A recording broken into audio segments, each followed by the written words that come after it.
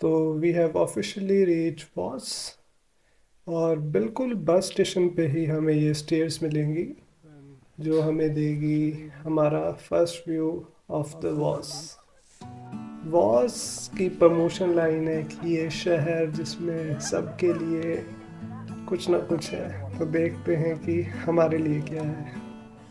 तो हमारे original plan में एक्चुअली वॉस नहीं था, और जब मैं अपनी आगे की ट्रैवल आइटनरी बना रहा था तो मैंने देखा कि हमारा जो लास्ट स्टॉप है ट्रिप का ओदा, वहाँ हम कुछ हाइक्स करेंगे, तो उसकी जो बसेज है वो वॉस से होके निकल रही थी। और वॉस की जो लोकेशन है वो काफ़ी सेंट्रल लोकेशन है काफ़ी सारी जगहों के लिए, जैसे कि बर्गन, हमारे अगले दो स्टॉप फ्लाम और औदा, सबके बीच में एक सेंट्रल हब है। तो अगले हाइक से पहले हमने सोचा कि हम कुछ रेस्ट प्लान करें और कुछ टाइम किसी पीसफुल लेक के पास निकालें। पहले हम फ्लैम के बारे में सोच रहे थे, पर वहाँ पर सिर्फ एक कैंपिंग साइट है, तो जो काफ़ी रिस्की हो जाता। तो हमें दिखा वॉस। वॉस को नॉर्वे का एडवेंचर कैपिटल भी कहा जाता है, और अगर तुम जून में यहाँ विजिट करो तो एक्सट्रीम स्पोर्ट पे को करके दुनिया का सबसे बड़ा एडवेंचर फेस्टिवल इवेंट यहाँ होता है, जिसमें काफ़ी सारी एडवेंचर एक्टिविटीज़ होती है। तो वॉस पे फनिकुलर ले सकते हैं और top of the mount durian जा सकते हैं, जो विंटर के लिए एक स्की रिजॉर्ट भी है। इसकी कॉस्ट रहती है वन वे 340 क्रोन्स और राउंड ट्रिप अराउंड 465 क्रोन्स।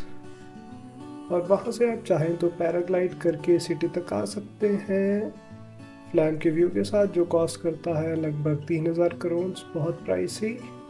वरना आप लेक या fjord में कायाकिंग या बोट राइड्स कर सकते हैं। लेक के बिल्कुल बगल में एक स्केटबोर्ड भी है।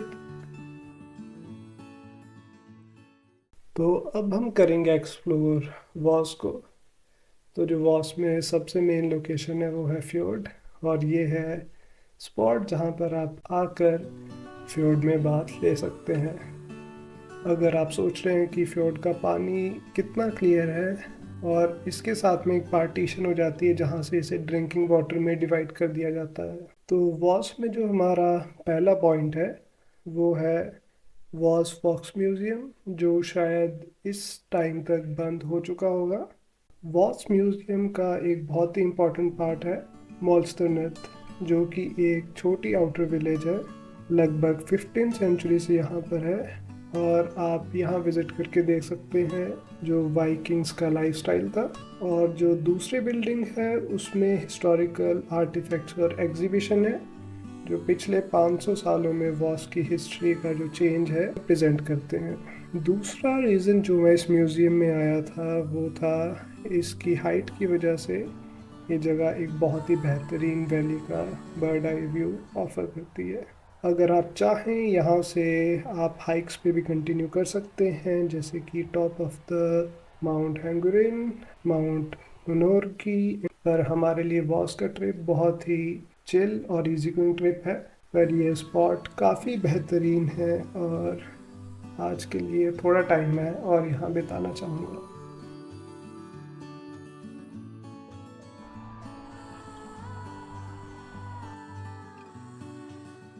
फ्लैम में एक पुरानी चर्च भी है जो 13 सेंचुरी से यहाँ पर है। तो जो इसका आर्किटेक्चर है वो बहुत ही गॉथिक से रोमनेस्क में जो कन्वर्जन है वो रिप्रेजेंट करता है। और जो चर्च का मेन अल्टर पीस और ऑर्नामेंट्स हैं वो मिडल एज से बिलोंग करते हैं। यहाँ विज़िट आप फ्री में कर सकते हैं, और ये खुला रहता है सुबह के 10 बजे से शाम के 4 बजे, मंडे से सैटरडे। और अब हमारे लेट लंच में हम इस लवली किचन पर हैं।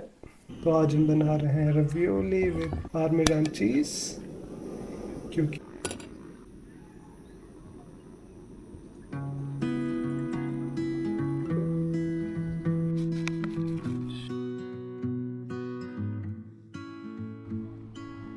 उसके बाद हम लेक के साथ एक स्ट्रॉल करते हुए पहुँचे तो हमें ये एक काफ़ी अच्छा ब्रिज मिला।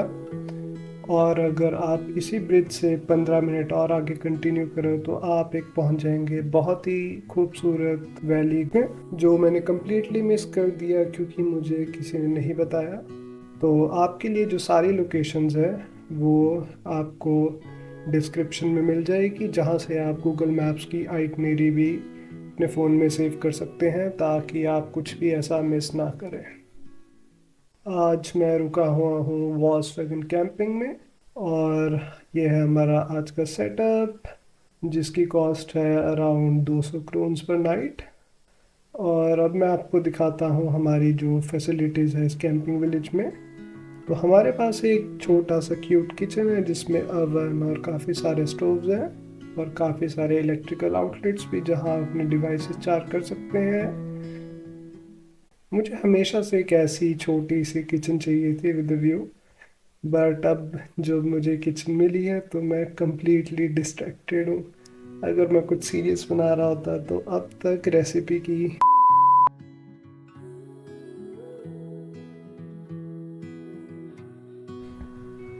और ये है वॉस का नाइट व्यू।